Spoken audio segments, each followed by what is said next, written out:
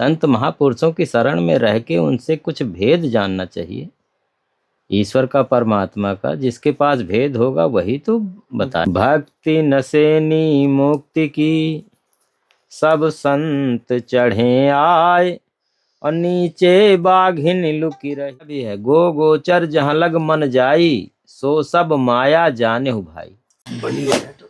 यहाँ तो मेरा गिलास दे दो।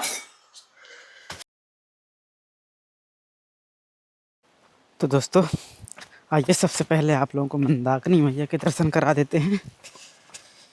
यहाँ पे जो धारा है दोस्तों बड़ी ही सुंदर।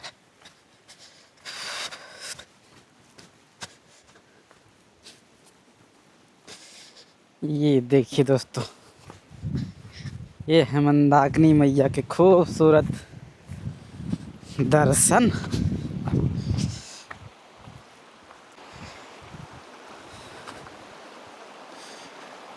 जय हो मंदाकिनी मैया की। दोस्तों कुछ समय पहले दोस्तों यही मंदाकिनी मैया इतने भीषण तबाही पे थी, इतने भयंकर वाले रौद्र रूप में। अब तो ये निर्मल स्वच्छ धारा। जय हो मंदाकिनी मैया की जय।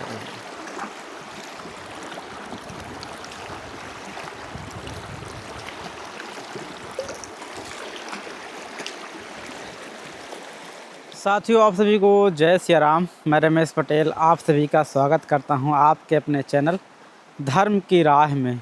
दोस्तों अभी हम हैं चित्रकूट के जंगल पे, और मंदाकिनी किनारे दोस्तों यहीं पे महाराज जी की कुटिया बनी हुई है। पहले दूसरी जगह रहते थे, अब कुटिया बदल दिए हैं। नांगा संत जी हैं दोस्तों, उज्जैन के अखाड़े से हैं, वहीं उनका गुरु स्थान है उज्जैन में। तो आज दोस्तों उन्हीं की कुटिया में आए हुए हैं, कुछ सेवा सामग्री के साथ महाराज जी के दर्शन करते हैं। यहाँ पे दोस्तों ये जो आप दिख रही है ना कुटिया ऊपर ऊंचाई पे, ये यहाँ पे कुटिया बनी हुई है। तो ऐसा कुछ दोस्तों मंदाकिनी मैया कल कल छल छल बहती हुई प्रवाहित हो रही हैं राम घाट की ओर।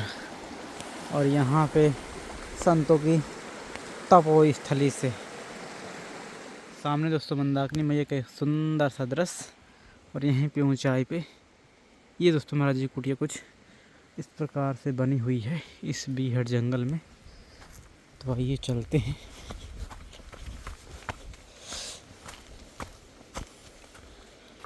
ये रहे,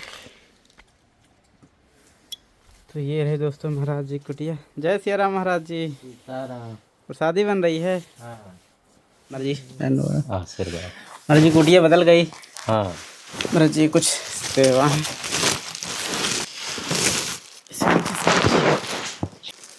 ये बकरी है जिसमें माचिस मसाले, ये हर किधर नमक,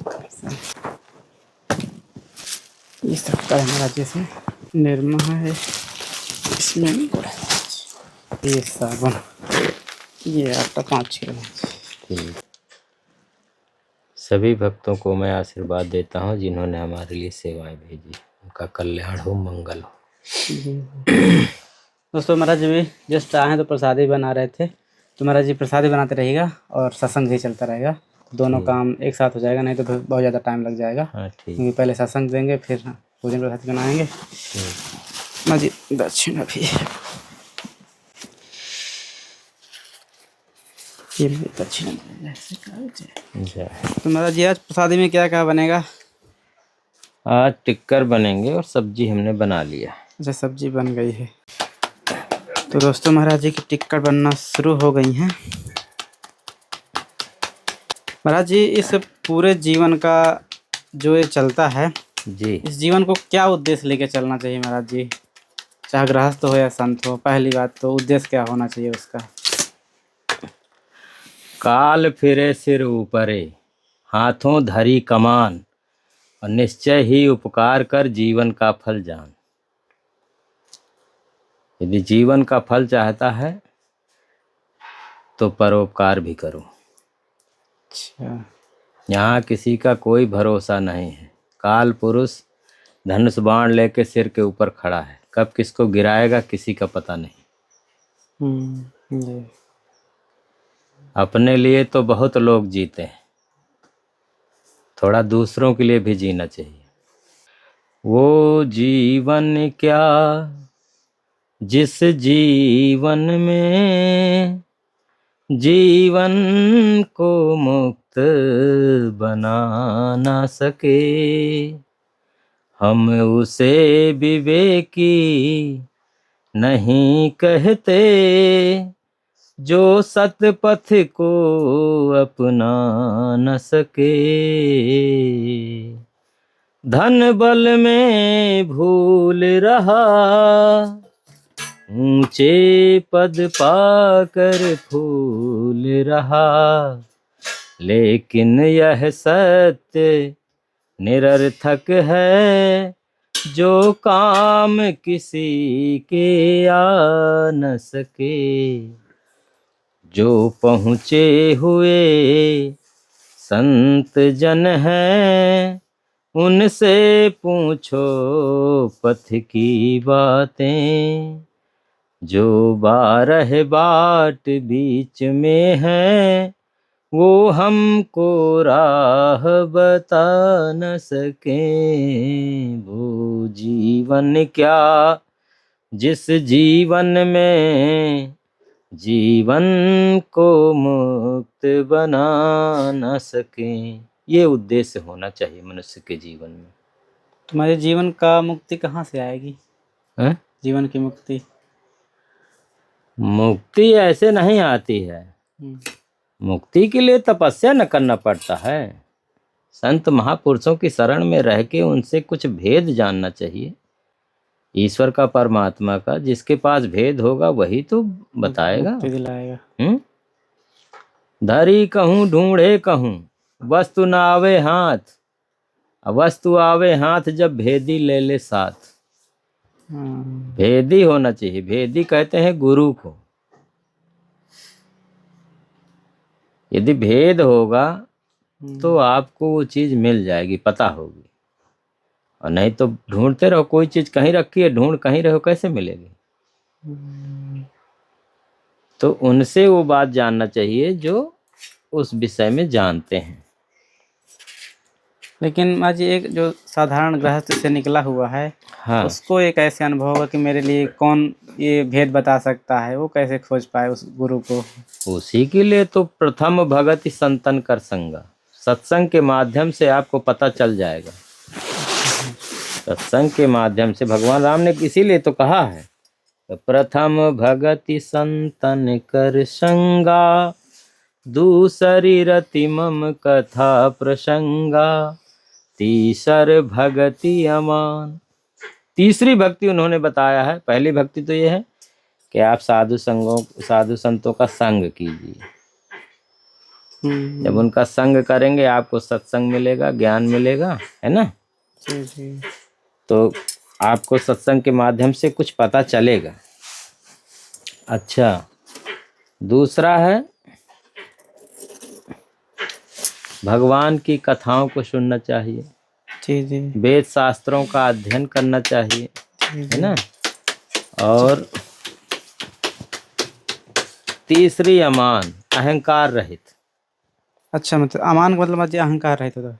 हाँ, ना हमें मान की जरूरत है, ना हमें सम्मान की जरूरत है, ना अपमान की जरूरत है। दोनों चीजों से रहित होना चाहिए। अब जैसे आप कहीं गए, किसी संत की शरण में गए, तो वहां आपको आसन नहीं मिला या कुर्सी नहीं मिली, तो आप बैठे ही नहीं, है ना?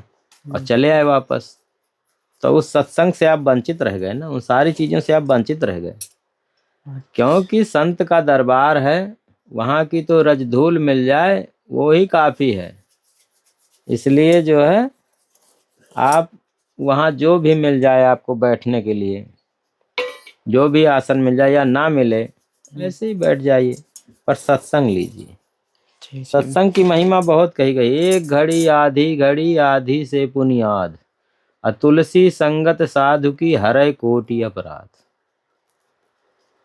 आधी घड़ी से भी आधी मिल जाए, यानी 10-15 मिनट की भी संग मिल जाए, तब भी आपके सारे अपराध नष्ट हो जाएंगे संत की कृपा से। तो महाराज जी, गुरु की खोज की पहली कड़ी ये है कि आप सत्संग कीजिए, संगत व संगत कीजिए। हाँ, सत्संग के माध्यम से तो आपको सब पता चलेगा ना। अब सत्संग में भी जहाँ आपको अच्छी बातें मिलेंगी, अनुभव वाली बातें मिलेंगी, भेद वाली बातें मिलेंगी, वहाँ आत्मा अपने आप स्वीकार कर लेता है, क्योंकि अपना परम कल्याण जो है आत्मा ही चाहता है। जीव आत्मा ही तो बेचारा जन्म जन्म से फंसा हुआ है 84 के चक्कर में, इधर उधर जो है चक्कर काट रहा है। कभी इस लोक में चला जाता है, कभी उस लोक में, कभी कर्म से राजा बन गया, कभी इंद्र कुबेर बन गया, ब्रह्मा विष्णु का पद प्राप्त कर लिया, और लास्ट में यहीं 84 में आ जाता है जहाँ पुण्य क्षीण हो गया, फिर आ जाता है। मुक्त नहीं होता है। मुक्त इसलिए नहीं होता है कि मोक्ष का मार्ग जब तक नहीं मिलेगा तो कैसे मुक्त हो जाएगा। बात यहाँ आ जाती है, क्योंकि मुक्ति जो है ना भक्ति के द्वारा होती है। अच्छा। भक्ति नसेनी मुक्ति की, सब संत चढ़े आए, और नीचे बाघिन लुकी रही, कुचल पड़े को खाए। भक्ति जो है सीढ़ी है मुक्ति की, तो सब संत उसमें चढ़ते हैं। जो वहां से गिरता है तो माया रूपिन जो बाघिन है ऐसे मुंह फैलाए खड़े हुई है, तो डायरेक्ट मुंह में ले लेती है और खा जाती है। माया किसी को छोड़ती नहीं। इसलिए भक्ति, और भक्ति क्या है? भक्ति जो है सुप्रीम पावर, ऊर्जा है, करंट है, तो वो गुरु महाराज की कृपा से प्राप्त होती है। यहाँ संसार कर रहा है, तो जो आप कर रहे हो तो आप कर रहे हो बस, पर उसके करने में आपको अनुभव नहीं हो रहा। भक्ति सभी लोगों से जोड़ देती है, सीधा संपर्क हो जाता है, सीधा तार उसका जुड़ जाता है, कनेक्शन हो जाता है। तो इसीलिए जो है भक्ति गुरु महाराज की कृपा से प्राप्त हो जाती है। जिसको प्राप्त हो जाती है उसका जीवन धन्य हो जाता है। महाराज जी, जैसे गुरु जी तो मंत्र दे देते हैं, फिर लोग कहते हैं कि आप जपते रहिए इस नियम से, तो क्या महाराज जी वही एक रास्ता होता है कि और कुछ कृपा होती है गुरु जी की? अरे जिम्मेवारी होती है भाई, जी जी, गुरु की जिम्मेवारी होती है। ऐसे नहीं होता है कि जो है हमने मंत्र दे दिया, हाँ जी, और बस आप जाओ उसको भजन करो, आपको कुछ अनुभव हो या ना हो, ऐसा नहीं है। जी जी, उसकी सबकी जब भेद पूरा है तो अनुभव भी होगा। आपका सब चीज अच्छा है तो फिर अनुभव होगा। हाँ, तो गुरु की बहुत बड़ी जिम्मेवारी होती है। ऐसे नहीं है कि हमने आपको मंत्र दे दिया आप जाइए, अब कुछ भी जहाँ खड़े हैं वहीं खड़े हैं, आगे बढ़े ही नहीं हैं, तो फिर उसका क्या फायदा हुआ? ऐसे तो ही महाराज जी हो रहा है ना कि है।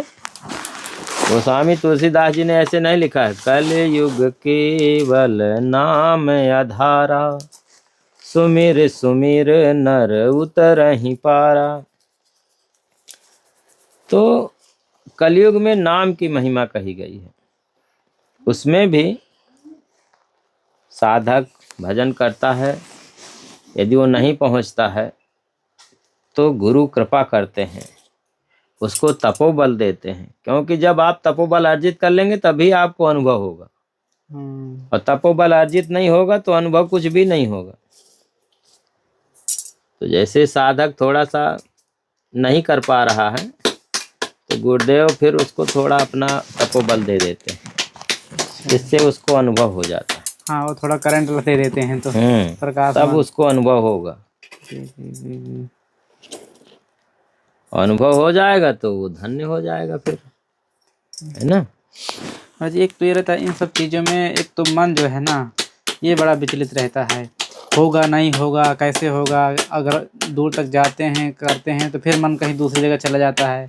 ये भटकाव जो है ना, अरे मन जो है मालिक है भाई, ये सारे लोग उसी के तो हैं।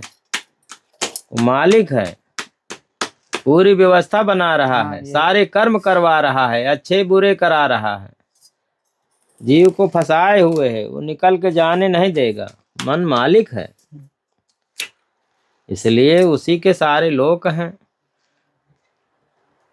तो अब इससे बड़ी शक्ति होगी तब ये कंट्रोल में होगा। हाँ जी, वो क्या है हमारा जी, थोड़ा उसका है ना? जी। तो वो परमात्मा है, ईश्वर है।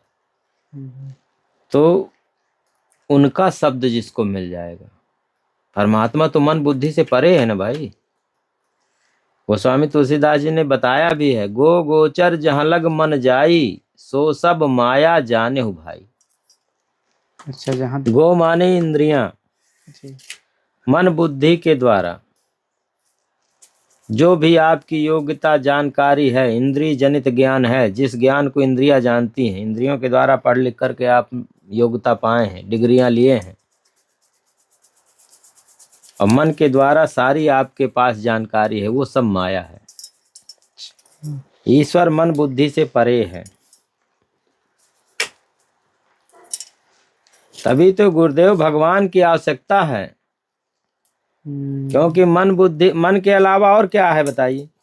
किसी के पास में मन ही तो है, और मन नहीं जानता है। तो इसलिए जो है गुरुदेव की फिर वहाँ आवश्यकता है। वो फिर जो है बताते हैं, परमात्मा का शब्द देंगे, उससे मन भी जो है कंट्रोल रहेगा, शांत रहेगा, और मन पवित्र भी होगा। तो ये संसार की जो रचना है वो अच्छी लगेगी, सारे लोग अच्छे लगेंगे, क्योंकि आपके मन में शांति जब होती है तो आपको बहुत अच्छा लगता है, और जब आप अशांत होते हैं तो कुछ भी अच्छा नहीं लगता है। इसीलिए जो है परमात्मा की भक्ति करने से, उनका शब्द मिल जाने से ही जीव को शांति मिलती है, उसका कल्याण होगा। अरे जी, एक तो रहता कि भक्ति हम किस प्रकार करें। एक तो पूजा पाठ की है, ध्यान की है, जप की है, नाम जप की है, भजन कीर्तन की है, कौन सी भक्ति है महाराज जी? वो तो गुरुदेव ही बताएंगे भैया। अच्छा। आपने अपने तरीके से संसार कर रहा है, हाँ जी। लेकिन उसका लाभ बहुत कम हो रहा है। जी। कम इसलिए हो रहा है कि आपको पता ही नहीं है उस विषय में, है ना? जी। इसीलिए लाभ नहीं हो रहा है। जैसे ये वाणी है, आप जिस वाणी के द्वारा भक्ति करेंगे वही ज्ञान आपको प्राप्त होगा। वाणी 4 प्रकार की होती है, बैखरी, मध्यमा, पश्यंती, परा। ये 4 प्रकार की वाणी है। तो जो बैखरी वाणी है, जैसे मैं बोल रहा हूँ, ये शब्द मेरे बिखर जा रहे हैं, जी। तो ये माया मुख है। अच्छा। क्या है? माया। माया मुख है। तो इसके द्वारा जो आप भक्ति करेंगे, जैसे संकीर्तन कीजिए, नाम जप कीजिए, जो कुछ भी करेंगे, तो वो माया की भक्ति है। इसलिए आपको माया मिलेगी, धन संपत्ति मिल जाएगी। अच्छा। मुक्ति का मार्ग नहीं खुलेगा इसके द्वारा। दूसरी जो मध्यमा है वो जीवमुख है। तो मध्यमा के द्वारा, मध्य भाग हृदय से, वो भी सुमिरन की प्रक्रिया जो है, सुमिरन क्या होता है उसको गुरुदेव भगवान समझाएंगे, तभी समझ में आएगा, तभी मध्यमा को जान पाओगे, मध्यमा का भी ज्ञान कराया जाए। तो वो जीवमुख है। तो उससे आपको पता चलेगा आप कौन हो, कहाँ से आए हो, कितने जन्म मृत्यु हो चुके हैं, कितनी बार 84 काटे हैं, किन किन लोकों में आप गए हैं, कितने युग व्यतीत हो गए, पहले आपके कितने माता पिता हो चुके हैं, क्या क्या आपने किया है, वो सारे जो है वो सब ज्ञान मध्यमा के द्वारा प्राप्त होता है। क्योंकि वो जीव मुख है, तो अपना ज्ञान, निज का ज्ञान उससे अनुभव हो जाएगा, है ना? तीसरी है पश्यंती, वो ब्रह्म मुख है, नाभि से। तो पश्यंती के द्वारा आपको ईश्वर का, परमात्मा का, ब्रह्म का ज्ञान प्राप्त होगा। तो वहां से भजन, तो वहां भजन ले जाना इतना, मतलब वाणी से अभी मैं बता रहा हूँ, लेकिन वहां पहुंचना कठिन है। वो धीरे धीरे अनुभव करता हुआ, तपोबल अर्जित करता हुआ, फिर अभ्यास करता हुआ, क्योंकि अभ्यास से बड़ा कोई योग नहीं होता। अच्छा। अभ्यास वैराग्याभ्याम तन निरोधा, अभ्यास और वैराग्य के द्वारा इस तन का निरोध हो सकता है, दूसरा नहीं है विकल्प। तो अभ्यास से बड़ा कोई योग, तो अभ्यास करके आप वहां पहुंचेंगे, तपोबल अर्जित करते हुए जाएंगे, क्योंकि परमात्मा का, ईश्वर का आप भजन करेंगे तो तपोबल तो अर्जित होगा, सुमिरन करेंगे, और सुमिरन भी पता चल जाएगा गुरुदेव के द्वारा कि कैसे सुमिरन किया जाता है। नहीं तो यहाँ अपने अपने तरीके से जिसको जिस प्रकार के गुरुदेव भगवान मिल गए, हाँ वैसे ही वो अपना चल रहे हैं और कर रहे हैं, अनुभव हो या चाहे ना हो। जी चौथी जो आप बताए, चौथी है परावाणी जी। तो वो जो है एकदम मोक्ष की तरफ है। वो उस वाणी पे जब भजन पहुंच जाएगा तो आपकी वासनाएं खत्म हो जाएंगी। अच्छा। क्योंकि वासना के द्वारा जीवों का जन्म हो रहा है, जन्म मृत्यु की सहायक वासना है, और वासना जो है चित्त में समाहित होती है और बहुत सूक्ष्म होती है। वासना जब विचार बन जाती है तब पता चलता है कि मेरे अंदर क्या विचार आया, और जब तक वो चित्त में है तो सूक्ष्म है, पता ही नहीं चलेगा। इसीलिए जीव यहाँ धोखा खा जाता है। गोस्वामी तुलसीदास भी लिखते हैं, कोटि कोटि मुनि जतन कराही, अंतराम कही आवत नाही। ऋषि मुनि बन भर कर अभ्यास करके, तपस्या करके, करोड़ों ऋषि मुनि ऐसा अभ्यास करते हैं, तपस्या करते हैं, और लास्ट का समय आता है तो वासना पटक देती है, क्योंकि वो चित्त में सूक्ष्म होती है, वहां की स्थिति नहीं हो पाती। तो बस मरते समय जैसा विचार प्रकट हो गया वैसा ही जन्म हो जाता है। अच्छा, पूरा तपस्या बर्बाद। कोई मतलब नहीं, तपस्या किया है तो उसका पुण्य फल मिलेगा ना आपको। पुण्य रहता है, पाप और पुण्य दोनों लिखित रहता है, वो खाता खुला हुआ है पाप पुण्य का। या तो मनुष्य पाप कर्म अर्जित करता है या पुण्य कर्म अर्जित करता है। अब दोनों का परिणाम क्या है, फल क्या है कि पुण्य कर्म अर्जित करेंगे तो आपको सुख मिलेगा, पाप कर्म अर्जित करेंगे तो दुख मिलेगा, ये होता है। तो ऐसे ही तपस्या करे, जो आपने किया है, पुण्य कर्म अर्जित किए हैं, तो वो जो है आपको रहेंगे, कहीं नष्ट, कभी नष्ट नहीं होती, तपस्या कभी नष्ट नहीं होती। लेकिन जो वासना ने आपका जन्म पता नहीं कहाँ करा दिया, जहां भी करा दिया है वहां वो आपकी तपस्या, आपके पुण्य कर्म आपके साथ रहेंगे, सुख भोगेगी। हाँ, सुख या दुख जो भी रहेगा आपके साथ रहेंगे। ऐसे ही सरल नहीं है भक्ति, भक्ति सरल हो ही नहीं सकती, उसके लिए आपको तपस्या करनी पड़ेगी। मतलब जैसे गुरु लोग कह देते हैं कि भक्ति आप कहीं भी रह के करो, घर में करो, एक बार गुरु बना लीजिए और फिर आप कहीं भी रह के करो। तो क्या महाराज जी इतना आसान तो लगता भी नहीं है कि कहीं भी आप कर सकते हैं। कर सकते हैं जी, आप भक्ति कर सकते हैं, ऐसा नहीं घर पे रह के कर सकते हैं, पर आप में संयम होना चाहिए। अच्छा। गृहस्थ में रह के जब आप भक्ति करेंगे तो आपको संयम होना चाहिए। संयम इसलिए कि वहां पे आपको पत्नी भी होगी, बच्चे भी होंगे, तो साधक को क्रोध बिल्कुल नहीं करना है। क्रोध करेगा तब भी उसके पुण्य कर्म, उसकी तपस्या नष्ट होती है ना। और सबसे बड़ा ब्रह्मचर्य का पालन करना। अच्छा। तो ब्रह्मचर्य का पालन करेंगे आप, कहीं भी रहिए, तपस्या आपकी सफल होगी, है ना। गृहस्थ में रह के आप ब्रह्मचर्य का पालन कीजिए, गुरुदेव भगवान के मार्गदर्शन में साधना कीजिए, है ना। और जब आपको एक चीज का, एक शक्ति का अनुभव हो जाए तो फिर आप अपना ब्रह्मचर्य तोड़ सकते हैं, क्योंकि आप गृहस्थ जीवन में है ना। और ब्रह्मचर्य का तोड़ दिया आपने, आपको जो भी सुख उसमें मिलता है, जो आपको लेना हो आप ले चुके, इसके बाद में फिर गुरुदेव की शरण में जाइए, तो वो फिर कोई चीज बताएंगे आगे की। तो फिर करिए, तो आगे की चीज बताएंगे, तब आप फिर साधना कीजिए। हम्म, तो जब तक आपकी साधना सफल न हो जाए, आपको अनुभव न हो जाए, तब तक आपको ब्रह्मचर्य का पालन करना है, क्रोध नहीं करना है। तो गृहस्थ में आपका जो है बढ़िया, आप गृहस्थ के योगी रहेंगे। और गृहस्थ में बहुत बड़े बड़े योगी हुए हैं, है ना। जी। लेकिन भगवान गुरु के शरण में रह के उनके मार्गदर्शन में आप कीजिए, अपने आप करने का कोई मतलब नहीं। हम्म, हाँ, माया मुख भक्ति, माया तो सबकी है भैया, माया जो है जी, सबकी है। तो माया मुख भक्ति आप खूब कर सकते हैं, कोई दिक्कत नहीं है। माया की भक्ति आप करेंगे खूब, जो है संकीर्तन कीजिए, खूब जो है आप दान पुण्य कीजिए, तो उससे आपको माया मिलेगी।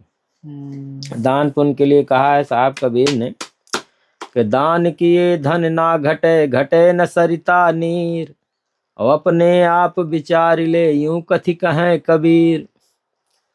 तो उन्होंने कहा है कि दान करने से कभी भी धन घटता नहीं, जिस प्रकार सरिता का, गंगा जी का जल नहीं घटता है। आप जो है कितना भी पशु पंछी कोई भी यूज करे तो वो जल घटता नहीं है। इसी प्रकार दान करने से यदि आपका धन घट जाए तो दोबारा आप दान मत करना, इतनी गारंटी ली गई है। अच्छा। हाँ, दान किए धन ना घटे, कभी नहीं घट सकता, वो बढ़ता है। तो यही सारी चीजें हैं। तो गृहस्थ में रह के बहुत सारी चीजों को आपको संयम नियम सारी चीजों को पालन करना पड़ेगा, फिर आपकी तपस्या सफल होगी। और जी, क्या धन और आध्यात्मिक एक साथ चल सकता है? कैसे? धन जिसे है ये जो भौतिकता है और आध्यात्मिक एक साथ? अरे ऐसा कुछ नहीं है, धन आपका, आपकी कमाई है।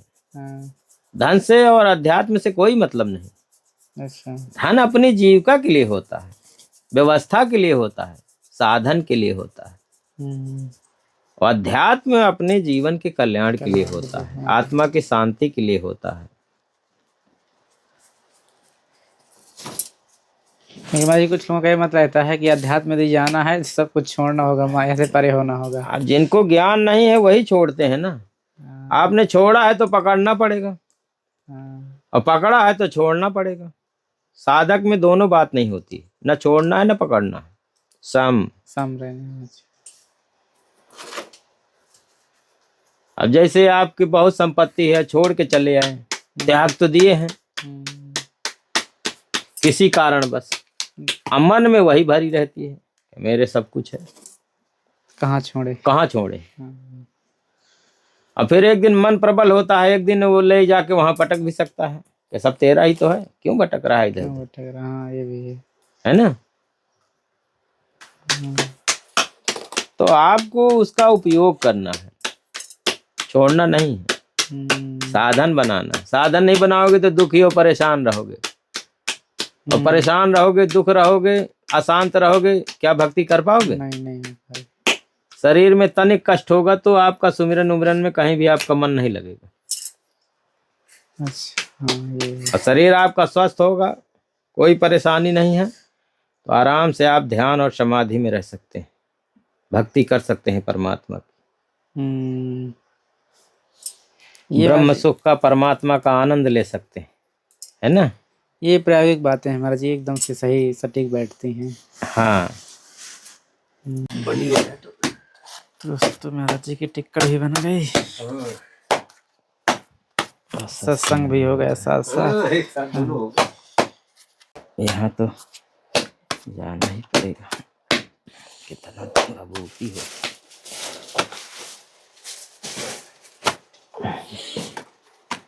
मेरा गिलास दे दो, रोटी सब्जी अपने लिए, रोटी भी ले लो।